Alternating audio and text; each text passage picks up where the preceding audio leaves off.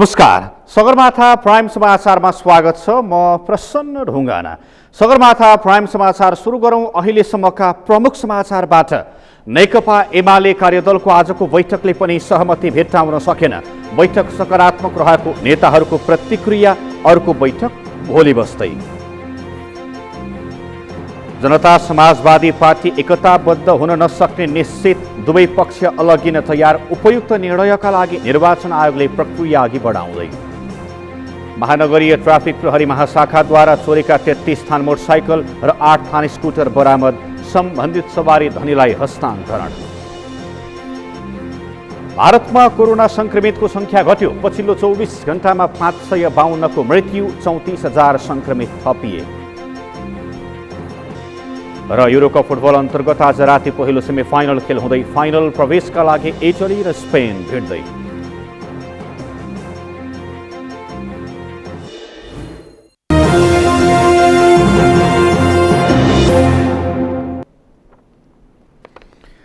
Sagarmatha prime समाचार अब विस्तारमा।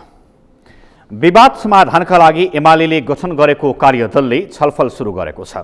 विभाजनको डिलमा पुगेको एमालेको कार्यदलले एकता जोगाउन भन्दै सोमबारबाट छलफल सुरु गरेको हो। आज भएको छलफल सकारात्मक भए पनि कुनै सहमति भने जुट्न नसकेको नेताहरूले बताएका छन्।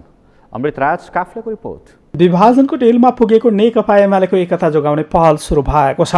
अध्यक्ष केपी शर्मा ओलीले कारबाही गरेका वरिष्ठ नेता माधव कुमार नेपाल सहितका नेताहरूको कारबाही फुकुवा भएपछि दुवै पक्षका बीचमा निरन्तर भइरहेको अनौपचारिक संवादपछि विवाद समाधानका बारेमा औपचारिक रूपमा छलफल गर्ने सहमति जुटेको थियो।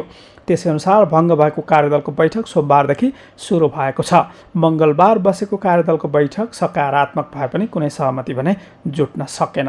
छलफल सकारात्मक भएको छ, छलफल जारी छ। भोलि फेरि छलफल आएको छ। जो बैठक मात्र बसेको थियो, आज विषयहरूमा बुँदागत रूपमा छलफल भयो। ती छलफलहरूमा आफ्नो राय राख्ने काम भयो। अब त्यसमा थप छलफल हामी भोलि गर्छौँ। भोलि नै त के निर्णय भने भोलि छलफल जारी हुन्छ। अब के हुन्छ, भोलि टुङ्गिन पनि सक्छ, नटुङ्गिन पनि सक्छ। सोमबारको छलफलमा विवादित विषयमा प्रवेश नै नगरेको एमालेको कार्यदलको मङ्गलबारको बैठकमा भने विभिन्न समयमा एमालेभित्र भएका घटनाका विषयमा छलफल भएको नेताहरूले जानकारी दिएका छन्। एमालेभित्र देखिएका समस्या समाधानका विषयमा समेत मङ्गलबार छलफल भएको छ।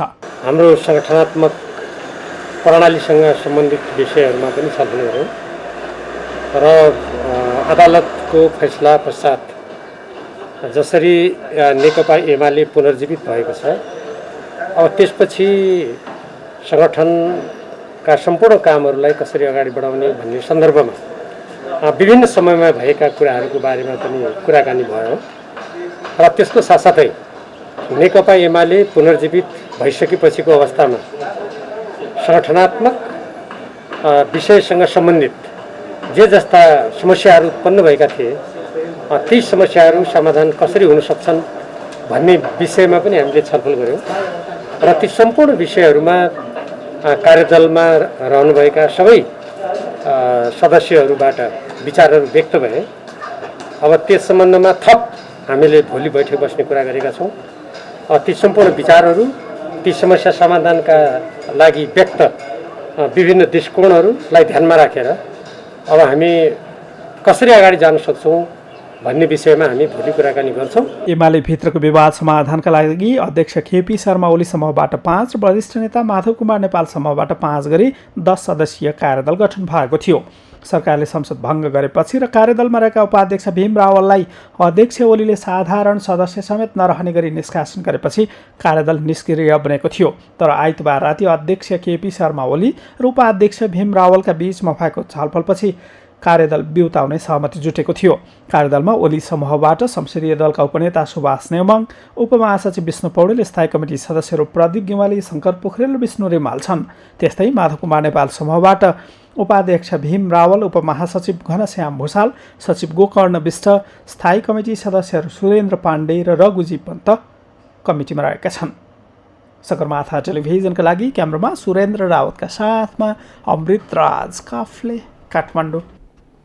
जनता समाजवादी पार्टी नेपाल एक भएर अघि बढ्न नसक्ने निश्चित भएको छ। निर्वाचन आयोगले सहमतिका लागि आज गरेको छलफलमा यस्तो निचोड निस्किएको हो। जसपाका उपेन्द्र यादव पक्ष र महन्त ठाकुर पक्षबीच सहमति हुन नसकेपछि पार्टीको आधिकारिकता निर्क्युल गर्न निर्वाचन आयोगले इजलास गठन गरी प्रक्रिया अघि बढाउने भएको छ। एक रिपोर्ट। मंगलबार निर्वाचन आयोगमा जसपाको महन्त ठाकुर पक्ष र उपेन्द्र यादव पक्ष बीचको भएको छलफलमा जसपाको विभाजन सम्बन्धी प्रक्रियामा अगाडि बढ्न दुवै पक्ष सहमत भएका हुन्। जसपाको उपेन्द्र यादव पक्षले पार्टीको आधिकारिकता दावी गर्दै निर्वाचन आयोगमा निवेदन पेश गरेको थियो। सोही निवेदनको आधारमा निर्वाचन आयोगले दुवै पक्षलाई सहमति जुटाउनको लागि भन्दै छलफलमा राखेको थियो। तर जसपाका दुवै पक्ष पार्टी एक गराउनको निमित्त सहमत हुन नसकेपछि निर्वाचन आयोगको प्रक्रिया अनुरूप आफ्नो बाटो लाग्न तयार भएका हुन्। छलफलपछि सञ्चारकर्मीहरूलाई प्रतिक्रिया दिँदै निर्वाचन आयोगका प्रवक्ता राजकुमार श्रेष्ठले जसपा विवादको समाधान सहमतिबाट हुन नसकेको बताए। अब नियमअनुसार जसपा आधिकारिकताको विवाद टुङ्ग्याउन निर्वाचन आयोगमा एक इजलास गठन हुने र इजलासले सुनवाईको प्रक्रिया अगाडि बढाएर विवादको निरूपण गर्ने बताए।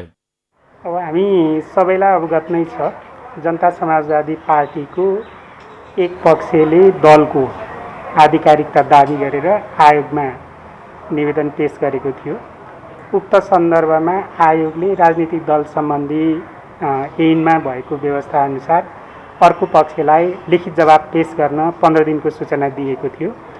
उक्त सूचना अनुसार अर्को पक्षले लिखित जवाब पनि पेश गरिसकेपछि राजनीतिक दल सम्बन्धी ऐनमै भएको व्यवस्था अनुसार विवादका पक्षहरू बीचमा आपसी सहमतिबाट विवादका निरूपण गर्न सक्ने सहमति कायम गरेर विवादको निरूपण गर्न सक्ने प्रावधान छ।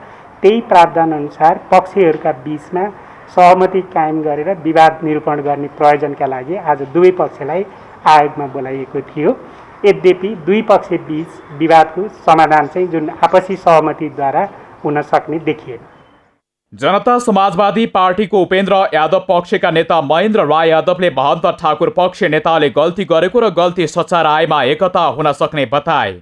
पार्टीमा चैत्र 6 गते प्रधानमन्त्री केपी शर्मा ओलीको कदमलाई प्रतिगमन लेखिएको र पार्टीको उक्त डकुमेन्टलाई स्वीकार गरिनुपर्ने राष्ट्रपतिलाई बुझाएको 32 जना सांसदको नाम फिर्ता गर्नुपर्ने 5 दलीय गठबन्धनमा सहभागी हुनुपर्ने र कार्यकारिणी समितिको बहुमतको निर्णय मानेमा एकता हुन सक्ने कुरा आफूले छलफलका क्रममा राखेको उनले बताए।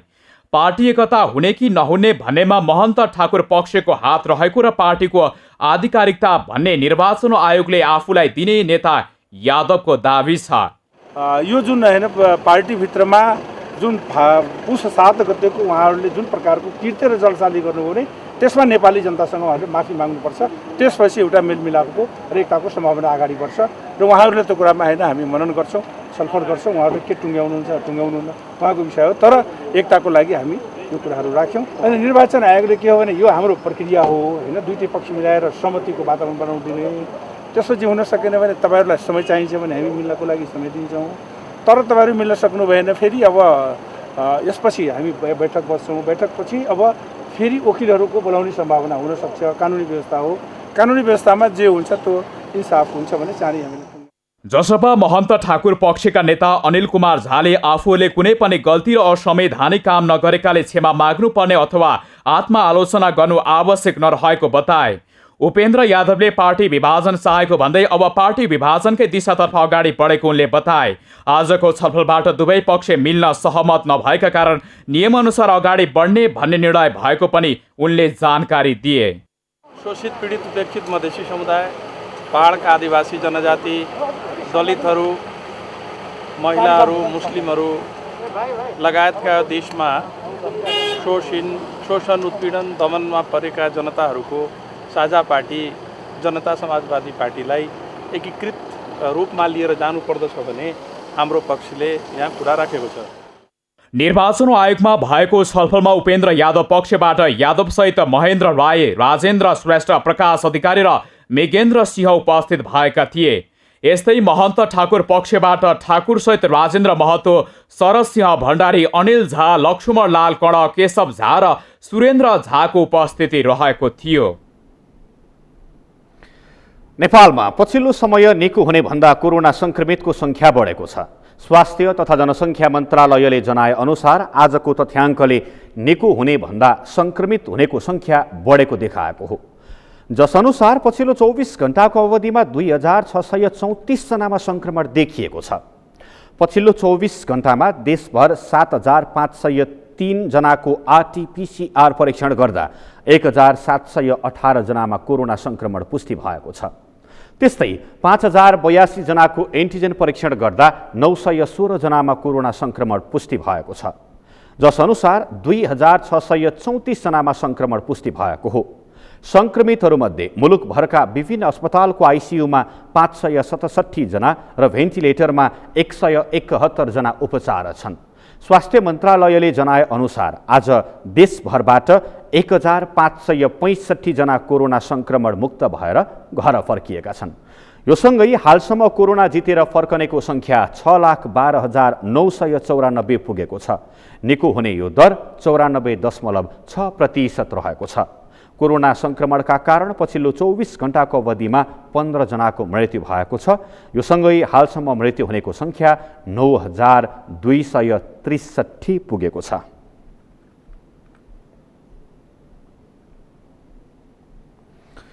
कोरोना भाइरस विरुद्धको खोप अभियान अस्तव्यस्त देखिएको छ।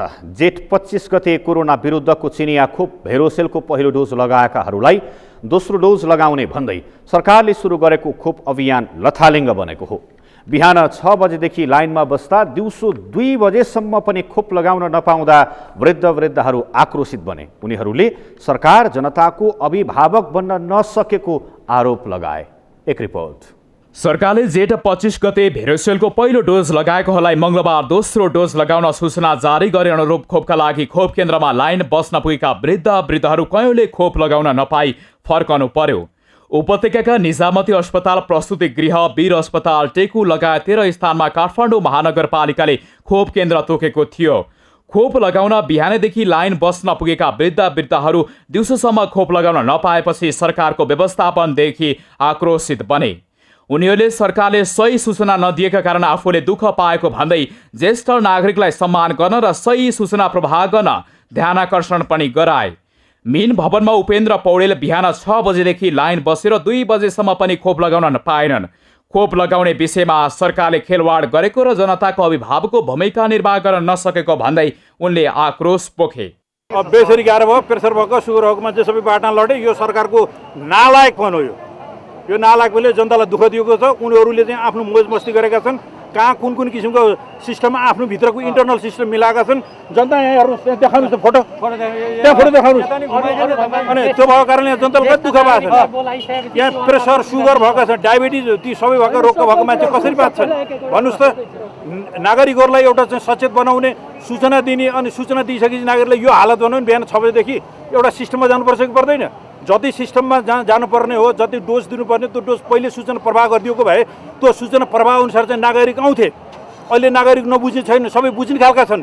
बुझ्ने हुँदै पनि नागरिकहरूलाई यस्तो दुःख दिने, यो सरकारको के पहल हो? सरकारले यहाँ भन्दा चाहिँ 50वटा सबै नागरिकलाई 3 महिना इन्जेक्सन भन्छ, यहाँ 3 वर्षमा पनि इन्जेक्सन नपुरिने भइसक्यो। बानेश्वरका तेजबहादुर दाहाल पनि बिहान 6 बजे निजामती अस्पताल खोप केन्द्रमा लाइन बसे, तर दिउँसो 2 बजेसम्म पनि खोप लगाउन नपाएपछि व्यवस्थापनप्रति आक्रोश पोखे। उनले प्रशासनलाई विश्वकै नालायक भन्ने टिप्पणी गरे। समस्या भयो कस्तो भन्नुहुन्छ नि, हामी अब वृद्ध ज्येष्ठ नागरिक 6 बजेदेखि आएको छ, चिया पनि खान नपाइकन अब अहिलेसम्म न चिया न पानी के छ, यस्तो लाइन बसेको छ, यस्तो धुप छ, धेरै बेर उभिन सकिँदैन। ज्येष्ठ नागरिक भनेपछि त्यही अनुसारको सम्मान दिएर त्यही किसिमले चाहिँ कुपनको व्यवस्था गरिदिएर ल तिमीहरू यतिजना मान्छे चाहिँ भोलि आऊ, यतिजनालाई आज दिन्छु भनेर त्यो व्यवस्था गर्नुपर्ने हो। यस्तो किसिमको नालायक प्रशासनिक व्यवस्था कहीँ पनि छैन। यो चाहिँ मिलाउनु पर्ने हो। यो उसले चाहिँ जनसंस्थाले यो कुरोहरू मिलाएर राखिदिएको भए हामी यहाँ कसैलाई पनि यत्रो दुःख हुने थिएन। आलोकनगर टोल सुधार समितिका अध्यक्ष समेत रहेका डीआर पोखरेल बिहान 3 बजेदेखि खोप लगाउन लाइन बसे पनि दिउँसोसम्म खोप लगाउन पाएनन्। बिहानदेखि लाइन बसे पनि खोप केन्द्रले दिउँसो जम्मा 500 मात्रै खोप लगाउने सूचना निकालेपछि उनको धैर्यता टुटेको हो। सरकारलाई बोलाएर नभई काम गरेर देखाउन र जनतामा भ्रम छर्ने काम बन्द गर्न उनले अनुरोध गरे। यहाँ चाहिँ बिहानदेखि चाहिँ हामी 3 बजेदेखि लाइनको यहाँ प्रक्रियामा बसिरहेछ मान्छे, कुनै व्यवस्था छैन। सरकारको दायित्व मात्रै सूचना निकालेर चाहिँ परिसिन त पाइएन नि त। यत्रो जनता जुन चाहिँ सिनियर सिटिजनदेखि लिएर सबै आएर चाहिँ वृद्ध सबै रोगीहरू आएर लाइनमा बस्नु भएको छ। न चिया न पान न केही हामी केही गर्न पाइरहेका छैनौँ। लाइनमा बसेछु। आज यतिजनालाई बाँडिन्छ, यो यसकोलाई बाँडिन्छ। एउटा प्रक्रियागत त आउनु पर्यो नि त। सूचना दिएर पन्सिने सरकारले मिल्छ अहिलेको परिस्थितिमा? जनतालाई चाहिँ भेडा बाख्रा सम्झिने, जहाँ जे पाए चाहिँ सूचना निकालिदिएर चाहिँ जनतालाई यत्रो तमाम जनता आएको छ, यत्रो 3-4 हजार जनता छ। अहिले बाँड्ने बेलामा चाहिँ 250 बाँड्ने अरे, 500 बढीमा बाँड्ने अरे। त्यो भनेर चाहिँ जनतालाई चाहिँ यस्तो मार्का परिरहेछ। यो नहोस् र सरकार जिम्मेवार होस्, बोलेर होइन काम गरेर देखाउनु पर्यो भन्न म चाहन्छु। खोप लगाउन लाइनमा बसेका पुण्य प्रसाद भट्टराईले आफू बिहान 6 बजेदेखि लाइन बसे पनि 10 बजेसम्म मात्रै कुपन बाँडिएको बताए। कुपन लिएको 2 घण्टा लाइन बसेपछि मात्र खोप लगाउन पाएको उनले बताए। एउटा मैले सुन्नमा आएको कुरो चाहिँ ग्रानीबाट र भुलगेल ठाउँबाट यिनीहरूले ब्ल्याकमा बेच्छ, 10,000 सम्म बेच्छ भन्ने कुरो सुन्न आएको छ। तपाईँहरूले खोप पत्रकारिता गरेर पत्ता लगाइदिनुहोस्। यो 10,000 मा खोप लाउनु ठुलो कुरो होइन होला, तर भण्डारणको कारणले गर्दा यसरी ब्ल्याकमा बेच्दाखेरि र चिसोमा नराखेर इन्जेक्सन बेच्दाखेरि एकातिर चाहिँ ब्ल्याक मार्केट भयो, अर्कोतिर जनताले यति शास्ति छ। यो देशमा सरकार भएको अनुभूत भएन हामीलाई। त्यसैले हामी नागरिक र पत्रकार दुइटै चौथो अङ्ग मिलेर यो पर्दाफास गरेनौँ भने यो देशमा कर तिरेर यो संयन्त्र पाल्नुको औचित्य नै छैन, सकियो। त्यसले देश रहे हामी रहन्छौँ। यस्तो भद्रगोल देशै होइन कुनै, यो देशको अस्तित्व नै राखेनन्। त्यसैले यी बोको हराम भन्नुपर्छ। अफ्रिकाको बोको हराम भन्न कमको छैन यिनीहरू। महानगरभित्रका खोप केन्द्र व्यवस्थित हुन नसक्दा वृद्धहरूले दुःख पाएका छन् भने कोरोना संक्रमणको जोखिम पनि बढेको छ। सरकारले स्थानीय सरकार मार्फत ज्येष्ठ 25 गते भेरिसेलको पहिलो डोज लगाएकोलाई मंगलबार दोस्रो डोज लगाउन सूचना निकालेको थियो। काठमाडौँ महानगरभित्र 13 स्थानमा खोप केन्द्र तोकिएको छ भने अन्य नगरपालिकामा प्रत्येकमा 2 खोप केन्द्र तोकिएको छ।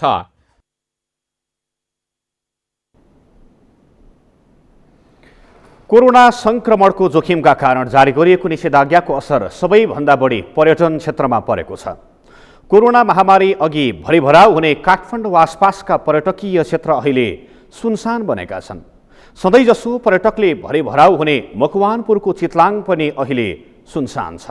एक रिपोर्ट। दर्शकवृन्द, कोरोनाका कारण मान्छेहरू घरभित्रै थुनिएर बस्नु पर्यो। उनीहरूले सामाजिक दूरी कायम गर्नु पर्यो, जसले गर्दाखेरि काठमाडौँ आसपासका क्षेत्रहरू, त्यस्ता ठाउँहरू आन्तरिक पर्यटकहरूले अघिपछि भरिभराउ हुने ठाउँहरू अहिले सुनसान जस्तै छन्, रित्तिएका छन्। दर्शकवृन्द, त्यस्ता ठाउँहरू त्यसैको एउटा गतिलो उदाहरण पनि हो चितलाङ। चितलाङमा अघिपछि थुप्रै पर्यटकहरू आउने गर्थे, तर जब कोरोना भयो, कोरोना भाइरसको महामारी सबैतिर फैलियो, त्यस पछाडि मान्छेहरू आउजाउ गर्न छोडे। आन्तरिक प्रवर्धन, आन्तरिक पर्यटकलाई बढावा दिने उद्देश्यले खोलिएका त्यस्ता जुन ठाउँहरू छन्, जुन होटलहरू छन्, ती होटलहरू अहिले सुनसान छन्।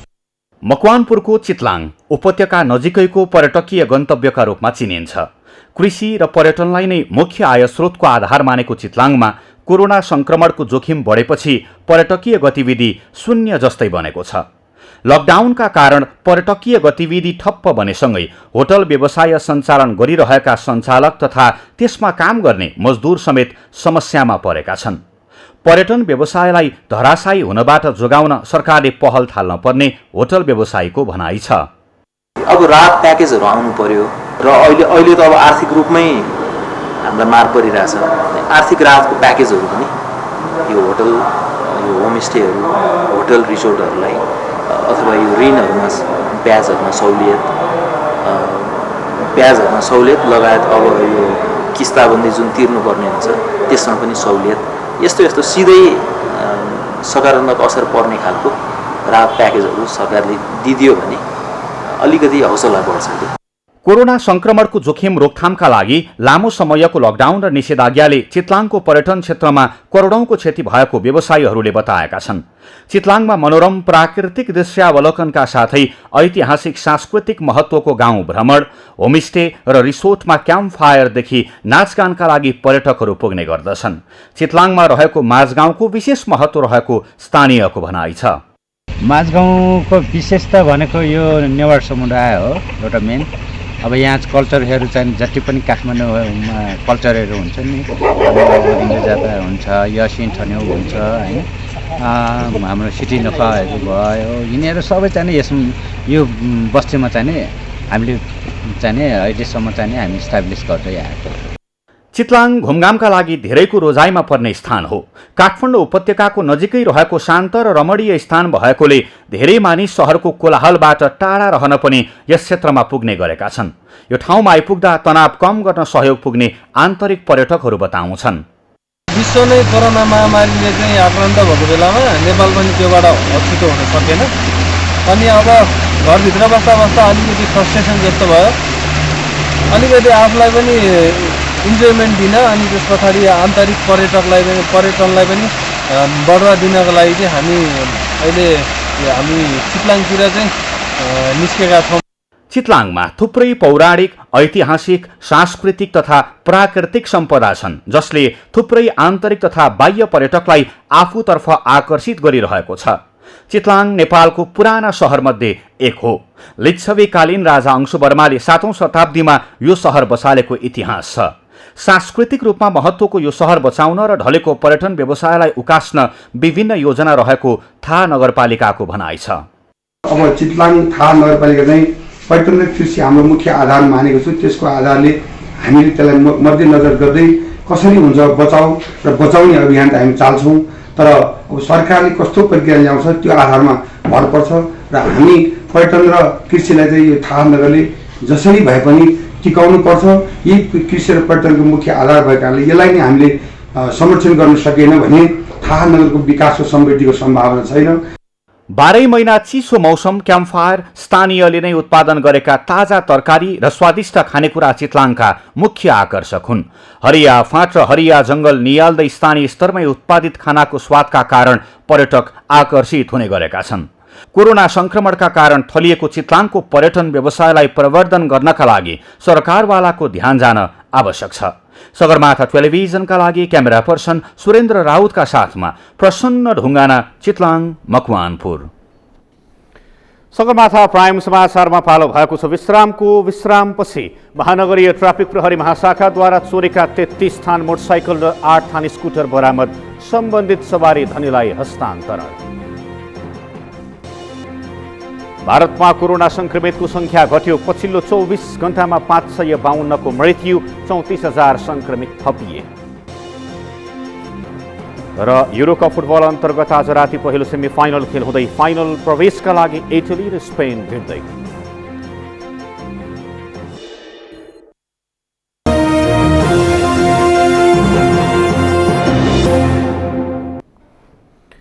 विश्रामपछि पुनः स्वागत छ। अब बाँकी समाचार। महानगरीय ट्राफिक प्रहरी महाशाखा राम शाहपथले निषेधाज्ञाको समयमा हराएका मोटरसाइकल नियन्त्रणमा लिई सम्बन्धित धनीहरूलाई हस्तान्तरण गरेको छ। ट्राफिक महाशाखाले विभिन्न स्थानबाट हराएका 33 वटा मोटरसाइकल सवारी धनीलाई हस्तान्तरण गरेको हो। उपत्यकामा खटिएको विशेष टोलीले चोरी भएका सवारी साधन नियन्त्रणमा लिएको हो। अमृत ढकालको रिपोर्ट। काठमाडौँका विभिन्न स्थानबाट चोरी भएका मोटरसाइकल नियन्त्रणमा लिएर ट्राफिक प्रहरीले सम्बन्धित धनीलाई हस्तान्तरण गरेको छ। गत जेठ 18 गते काठमाडौँ चन्द्रगिरीका पिताम्बर खनालको 150 सीसीको मोटरसाइकल आफ्नै घरको कम्पाउन्डबाट हराएको थियो। मोटरसाइकल हराउँदा निराश बनेका खनाललाई मोटरसाइकल भेटिएला भन्ने लागेको थिएन। हराएको मोटरसाइकल पाउँदा उनले खुसी व्यक्त गरे। घरको कम्पाउन्ड भित्रबाटै आएर राति 12 बजे 78/2/18 गते राति 12 बजेसम्म थियो। बिहान 4 बजे उठ्दा थिएन। त्यसरी चोरी भएको थियो र मैले 19 गते नै प्रहरीमा रिपोर्ट गरेँ। त्यसपछि आज चाहिँ यहाँबाट प्राप्त भयो। अब यो मैले निवेदन दिएँ र जुन खोजी कार्यमा नेपाल प्रहरीले भयो, मलाई त अति नै खुसी लागेको छ। त्यसो त पिताम्बरको मात्र होइन, काठमाडौँ स्वयम्भूकै जेके प्रधानको पनि गत फागुनमा आफ्नै दाइको होटलबाट डियो स्कुटर दिउँसोको 12 बजे हराएको थियो। प्रधानले निवेदन दिएको करिब 4 महिनापछि ट्राफिक प्रहरीले उनको स्कुटर काठमाडौँको बौद्धबाट बरामद गरेर मङ्गलबार प्रधानलाई हस्तान्तरण गरेको छ। दाइको होटल थियो, होटलको छेउमा चाहिँ दाइले पार्किङ गरिरहेको थियो होइन। दिउँसो 12 बजीतिर चाहिँ लगेको थियो। अनि हामीले यहाँतिर निवेदन दियो पुलिस चौकीतिर, सोरखुरीतिर जहाँ पनि दियौँ। अनि उहाँहरूलाई निवेदन दियो। अस्ति 25 चाहिँ आएर सोधखोज गर्नुलाई आखिर भेटेछ कि। अनि पक्राउ परेको चाहिँ उता बौद्धमा भेटिरहेको थियो। अनि त्यसमा पिताम्बर र जेके प्रतिनिधि पात्र मात्र हुन्। महानगरीय ट्राफिक प्रहरी महाशाखाका अनुसार सवारी साधन खोजी दिन 73वटा निवेदन आएकोमा 45वटा मोटरसाइकल फेला परेका छन्। 45 सवारी धनी मध्ये मङ्गलबार 33 जना सवारी धनी महानगरीय ट्राफिक प्रहरी महाशाखामा उपस्थित भएका थिए। प्रहरीले 33 सवारी साधन मध्ये 25वटा मोटरसाइकल र 8वटा स्कुटर फेला पारी मङ्गलबार सम्बन्धित धनीलाई जिम्मा लगाएको छ। मङ्गलबार एक कार्यक्रम गरी ट्राफिक प्रहरी महाशाखाले सम्बन्धित सवारी धनीलाई फेला परेका सवारी साधन जिम्मा लगाएको हो। 73वटाको निवेदन पुर्याएको थियो। अहिलेसम्म हामीले 33वटा मोटरसाइकल चाहिँ फेला त पारेको धेरै छ।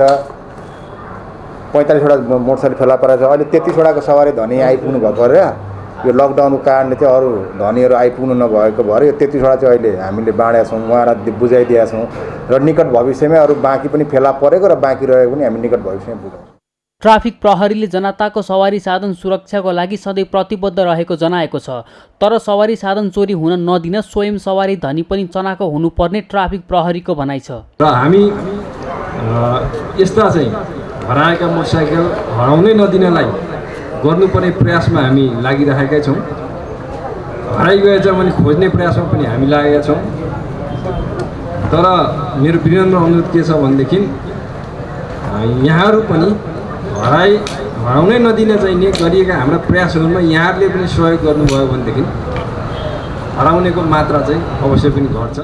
ट्राफिक महाशाखाले यस आर्थिक वर्षमा मात्रै हराएका 413वटा मोटरसाइकल खोज तलास गरी सम्बन्धित धनीलाई जिम्मा लगाएको र चोरीमा संलग्न 51 जनालाई पक्राउ गरेको बताएको छ। सवारी धनीले पनि सकेसम्म आफ्नो सवारीको सुरक्षा आफै गर्नुपर्ने र हराएको खण्डमा समयमै प्रहरीलाई खबर गर्नुपर्ने प्रहरीको भनाइ छ। सगरमाथा टेलिभिजनका लागि क्यामेरामा प्रताप लामाका साथमा अमृत ढकाल, काठमाडौँ।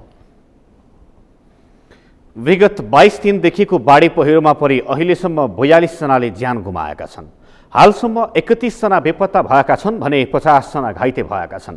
बाढी पहिरोमा परि 522 घर पूर्ण रूपमा क्षतिग्रस्त भएका छन् भने 90 घरमा आंशिक क्षति पुगेको छ। मनसुनको सक्रियता अझै जारी रहने भएकाले थप सतर्कता अपनाउन मौसम पूर्वानुमान महाशाखाले आग्रह गरेको छ। एक रिपोर्ट।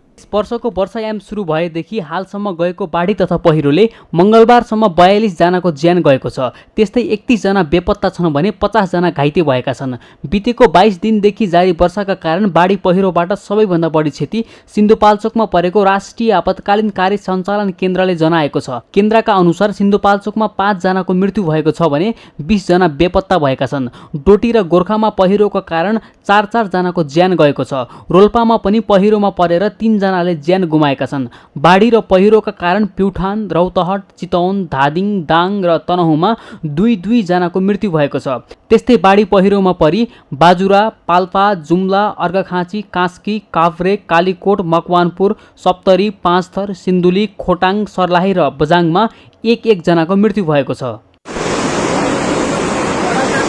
भारी वर्षापछि गएको बाढी र पहिरोको कारण सिन्धुपाल्चोकमा 338 घर पूर्ण रूपले क्षतिग्रस्त भएका छन्।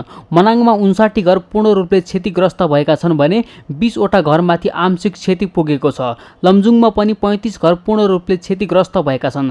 कास्कीमा 15 र तनहुँमा 10 घर पूर्ण रूपले क्षतिग्रस्त भएका छन्। केन्द्रका अनुसार बाढी पहिरोको कारण 43 जिल्लाका 522 घर पूर्ण रूपले क्षतिग्रस्त भएका छन् भने 90 घरमाथि आंशिक रूपले क्षति पुगेको छ।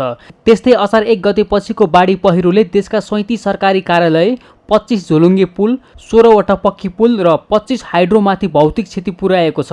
बाढी पहिरोले देशका धेरै राजमार्ग समेत अवरुद्ध भएका छन्। मनसुनको सक्रियता अझै जारी रहने भएकाले उच्च सतर्कता अपनाउन मौसम पूर्वानुमान महाशाखाले आग्रह गरेको छ। सगरमाथा टेलिभिजनका लागि अमृत ढकाल, काठमाडौँ। आर्थिक वर्षको अन्त्यमा जाजरकोटमा संघीय सरकारको पुँजीगत तर्फको करिब 90% र प्रदेश सरकारको अनुदानको 80% बजेट सक्नुपर्ने बाध्यता छ। त्यसै गरी स्थानीय तहलाई पनि विकास बजेट सक्न निर्माणका कामहरू सक्न भ्याइ नभ्याइ छ। असार सकिनै लाग्दा जाजरकोटमा यति बेला सडक निर्माण, ग्राभेल गर्नेदेखि खोला किनारमा तारजाली लगाउने लगायतका काम धम्माधम भइरहेको छ। जाजरकोटबाट बद्री पन्तको रिपोर्ट। जाजरकोटमा बजेट सक्न असारी विकास निर्माण कामले तीव्रता पाएको छ। सडक खन्नेदेखि तारजाली लगाउने लगायत काम त केही प्रतिनिधिमूलक विकास आयोजना हुन्। असार मसान्तसम्मको बजेट खर्च निराशाजनक देखिएपछि यति बेला सरकारी कार्यालय र स्थानीय सरकारलाई बजेट सक्न भ्याइ नभ्याइ भएको छ। सबै बजेट असारमै आएर खर्च गर्दा काममा गुणस्तर समेत नहुने जिल्ला समन्वय समिति जाजरकोटका सदस्य वीरबहादुर रावतको भनाइ छ। असार अन्तिमतिर आएर जो गर्दैछौँ यो एउटा चाहिँ म नेपाल सरकार अथवा हामीले चाहिँ बजेट दिने निकाय जो सङ्घ प्रदेश र अहिले स्थानीय तह छ यसलाई चाहिँ म के भन्छु भने यो बजेटहरू कार्यान्वयनको यो अहिलेको पिरियड यो पिरियड होइन, यो पिरियड चाहिँ नि हामीले फागुन चैततिर चाहिँ यसलाई चाहिँ सकेर यति बेला त बजेट कृषकहरूले लिने र कृषकहरूले पुरै चाहिँ त्यो आफ्नो चाहिँ योजनाहरू सम्पन्न गरिसक्नुपर्ने अवस्थामा अहिले यो जुन कुमौसममा चाहिँ अहिले सम्झौता हुने यी विभिन्न किसिमका गर्ने कामहरू जो भइरहेका छन्। पूर्वाधार विकास कार्यालय, खानेपानी, सिंचाई तथा ऊर्जा विकास कार्यालय, सामाजिक विकास कार्यालय, सडक डिभिजन कार्यालय, डिभिजन वन घरेलु, प्रधानमन्त्री कृषि आधुनिकीकरण परियोजना, पहाडी साना किसानका लागि अनुकूलन आयोजना, स्वास्थ्य शिक्षा लगायतका कार्यालयमा प्रदेश तथा संघीय सरकारबाट प्राप्त पुँजीगततर्फको ठूलो बजेट खर्च हुन सकेको छैन। विभिन्न पालिकाहरूमा विकास निर्माणका कामहरू सक्न भ्याइ नभ्याइ छ। पुँजीगततर्फको बजेट 23 असारसम्म सक्न पर्ने प्रावधान छ। असार कुर्ने, हतार हतारमा काम गर्ने, कामको गुणस्तर कायम नगर्ने र मिलेमतोमा भुक्तानी लिने प्रवृत्ति यसपालि पनि दोहोरिएको हो। व्यवस्था परिवर्तन भए पनि काम गर्ने कार्यशैली भने पुरानै भएको स्थानीयको धारणा छ। वर्षेनी असारको महिना सम्झौता हुने झन्डै 1-2 गते र काम सुरु अहिले हुने, पानी परिराखेको, पाल तरेर गर्नुपर्ने यो दुरुपयोग देखिन्छ, दुरुपयोगै हुन्छ होला जस्तो लाग्यो। त्यसकारण यसलाई संशोधन गर्नु पर्यो। अब नेपाल सरकारले, प्रदेशले, स्थानीय सरकारले यसलाई टाइममा टेन्डर हो भने टाइममा टेन्डर खोल्नु पर्यो, मङ्सिर पुसतिरै। अब उपभोक्ता समिति हो भने पनि टाइममै गर्नु पर्यो, सम्झौता गरी टाइममा काम गर्नु पर्यो। यो अत्यन्तै दुरुपयोग हुन्छ होला। यो असारको महिना बिल मिलाउने, खाने जस्तो प्रक्रिया देखिन्छ। फागुनभन्दा पनि सकभर यो नयाँ आर्थिक सुरु हुँदा लगतै हामीले यिनी भएका योजनाहरू सम्झौता गर्ने, त्यसपछि त्यो अनुगमन गर्ने, कति के कति भयो भनेर सम्बन्धित निकायले हेर्ने र त्यहाँको जनताले विकास भएको अनुभूति गर्ने हो। जनताले विकास भएको कुनै अनुभूति छैन। पहिलेको भन्दा पहिले त 50% हुन्थ्यो भने अहिले 75% काम पनि भएको छैन र 75% भ्रष्टाचारी नै भएको छ भन्ने मलाई लाग्छ। यसमध्येमा जाजरकोट जिल्लामा जति पनि विकासहरू हुनुपर्ने चैत वैशाखमा चाहिँ सम्पन्न गरिसक्नुपर्नेमा जो अहिले असारको आज 22 गतेसम्म सडक निर्माण, भवन, तारजाली, त्यसपछि गएर चाहिँ विद्यालयका चाहिँ घेराबारहरू चाहिँ जुन असारको आज 22 गतेसम्म चाहिँ गरिरहेछ, यो सरकारले जुन अगाडि नै गर्नुपर्ने हो। कोरोनाको कारणले चाहिँ नगरे तापनि बजेट चाहिँ जसरी खाने र बजेट जसरी चाहिँ सरकारको ढुकुटी सक्नको कारण सक्ने गरेर चाहिँ जुन विकास निर्माणहरू भइरहेछन्, यसमा विशेष गरी ठेकादारहरूको चाहिँ कमजोरी देखिन्छ। जुन अनुगमन, निरीक्षण जुन सरकारले गर्नुपर्ने तदुपरान्त गर्न नसकेको देखिन्छ। असारमै हतार हतारमा काम गर्ने र बिल मिलाउने प्रवृत्ति वर्षौंदेखि चलिरहेको छ। अहिले हतारमा डोजरले खनेका सडक र अन्य विकास निर्माणका काम वर्षाको भेलसँग बगेर जाने गर्दछ। सगरमाथा टेलिभिजनका लागि जाजरकोटबाट बद्री पन्तको रिपोर्ट। काभ्रेमा रहेको आइटी पार्कमा सुरक्षण मुद्रण प्रेसको काम आगामी 9 महिनाभित्र सम्पन्न हुने मुद्रण केन्द्रले जनाएको छ। करिब 2 वर्ष अघि भौतिक पूर्वाधार निर्माणका लागि बजेट विनियोजन भई सूचना प्रविधि आइटी पार्कमा प्रेसको काम सुरु गरिएको थियो। निषेधाज्ञाका कारण काममा केही ढिलाइ भएको भए पनि आगामी 9 महिनाभित्र काम सकिने केन्द्रले जनाएको छ। प्रेसको काम थाल्न आर्थिक वर्ष 2076-77 मा 1 अर्ब 9 करोड बजेट विनियोजन भई कामको सुरुवात गरिएको थियो। केन्द्रका कार्यकारी निर्देशक विकल पौडेलका अनुसार केन्द्रमा राहदानी, बैंक नोट, चालक अनुमति पत्र, स्मार्ट कार्ड, हुलाक टिकट, अन्तशुल्क, स्टिकर, सिम कार्ड लगायत सुरक्षित छपाईका लागि पार्कमा केन्द्र स्थापना गर्न थालिएको हो।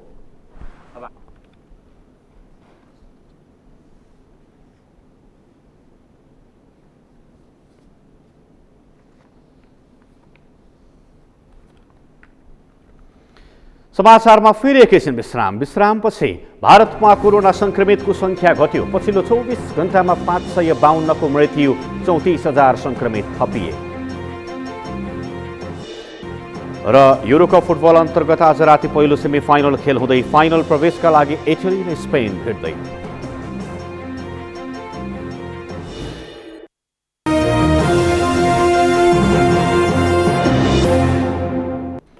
अब पालो अर्थ समाचारको।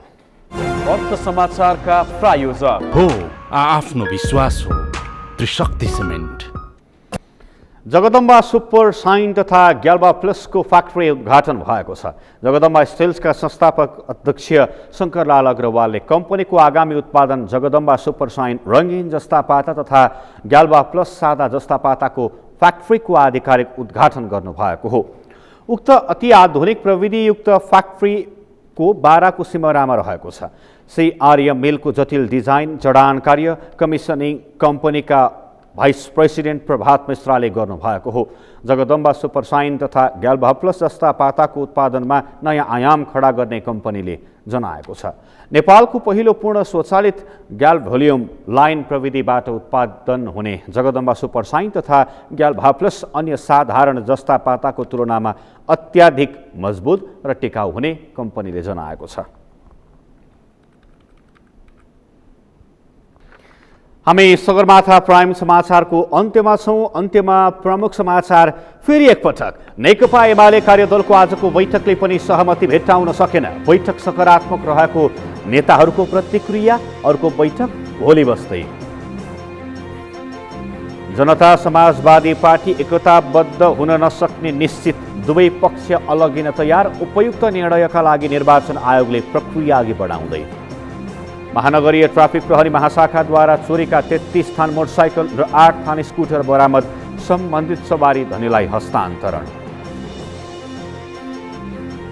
भारतमा कोरोना संक्रमितको संख्या घट्यो। पछिल्लो 24 घण्टामा 552 को मृत्यु, 34,000 संक्रमित थपिए। र युरोकप फुटबल अन्तर्गत आज राति पहिलो सेमिफाइनल खेल हुँदै फाइनल प्रवेशका लागि इटली र स्पेन भिड्दै।